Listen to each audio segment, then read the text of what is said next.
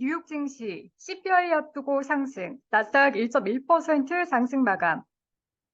뉴욕 증시는 이번 주에 예정된 소비자 물가지수 발표를 앞두고 올랐습니다. 11일 뉴욕 증권거래소에서 다우존스 30 산업평균지수는 전장보다 87.13포인트, 0.25% 오른 34,663.72로 거래를 마쳤습니다. 스탠더드 앤드 푸어스 S&P 500 지수는 전장보다 29.97포인트, 0.67% 상승한 4,487.46으로 나스닥 지수는 전장보다 156.37포인트, 1.14% 뛴 13,917.89로 장을 마감했습니다. 이번 주 13일 발표되는 8월 CPI 지표를 앞두고 테슬라와 퀄컴 등의 주가가 큰 폭으로 오르면서 투자 심리가 개선됐습니다. 투자자들은 다음 주 예정된 9월 연방준비제도의 연방공개시장위원회 정례회의를 앞두고 연준의 추가 금리 인상 가능성을 가늠하기 위해 CPI 지표를 주시하고 있습니다. 월스트리트저널 집계에 따르면 이코노미스트들은 8월 CPI가 전달보다 0.6% 올라 지난 7월에 0.2% 상승을 웃돌 것으로 예상하고 있습니다. 전년 대비로는 3.6% 올라 7월에 3.2% 상승을 웃돌 것으로 예상됩니다. 8월 한 달간 유가가 큰 폭으로 오른 데다 최근 들어 브렌트유 기준 유가가 배럴당 90달러를 돌파하면서 인플레이션 압력이 다시 높아지고 있습니다.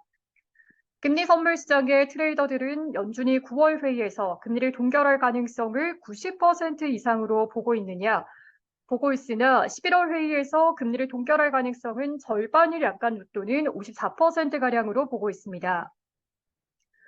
월스트리트저널은 전날 연준의 금리 입장에 중요한 변화가 진행 중이며 연준 인사들이 이번 달에 금리를 동결한 뒤 추가 인상이 필요한지 더 면밀히 들여다볼 가능성이 있다고 전망했습니다. 연준 내부에서 금리에 대한 입장 변화가 일고 있는 것은 최근 들어 인플레이션 둔화와 함께 노동시장의 과열이 완화되고 있다는 지표들이 나오고 있기 때문입니다. 하지만 9월 금리 결정 후에 11월 회의까지 또 한 차례의 물가와 고용 지표가 나온다는 점에서 예단하기는 어려운 상황입니다. 투자자들은 다음 날 예정된 애플의 아이폰 15 출시 행사도 주목하고 있습니다. 애플의 주가는 최근 중국 당국이 공무원들의 아이폰 사용을 금지했다는 소식에 큰 폭으로 하락했고 기술주 전반의 투자 심리 악화로 이어졌습니다. 애플의 지수내 비중이 큰 만큼 애플의 향후 주가 흐름이 시장에 상당한 영향을 미칠 것으로 예상됩니다. 애플의 주가는 0.7%가량 올랐습니다. 테슬라의 주가가 모건 스탠리의 투자 의견 상향 소식에 10% 이상 오르면서 투자 심리를 일부 개선했습니다. 모건 스탠리는 테슬라에 대한 투자 의견을 동일 비중에서 비중 확대로 상향하고 목표가를 기존의 250달러에서 400달러로 올렸습니다. 테슬라가 도입하는 슈퍼컴퓨터 도조가 테슬라의 평가 가치 5천억 달러를 더 높일 수 있다는 이유에서입니다. S&P 500 지수는 임의 소비재와 통신, 필수 소비재와 헬스, 기술과 자재 관련주가 오르고 에너지와 산업 관련주만이 하락했습니다. 퀄컴의 주가는 회사가 2026년까지 애플 아이폰에 5G 모뎀 칩을 공급하기로 했다는 소식에 4%가량 올랐습니다. 메타의 주가는 오픈 AI의 챗 GPT-4에 필적하는 강력한 새로운 인공지능 시스템을 개발하고 있다는 소식에 3% 이상 상승했습니다. 젤리 제조업체 JM 스머커는 트윈키를 제조하는 호스테스 브랜드를 인수하기로 했다는 소식에 7% 이상 하락했습니다. 호스테스의 주가는 19% 이상 올랐습니다.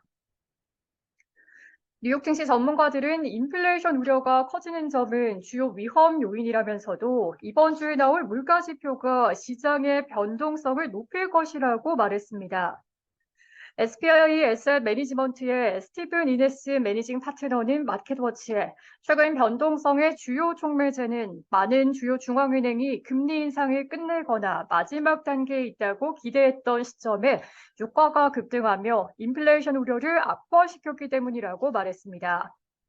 인터랙티브 인베스터의 리처드 헌터 시장 담당 팀장은 금리 논쟁은 투자자들이 주목하는 주요 이슈이며 이번 주 더 많은 인플레이션 자료가 나와 시장을 움직일 수 있다고 말했습니다.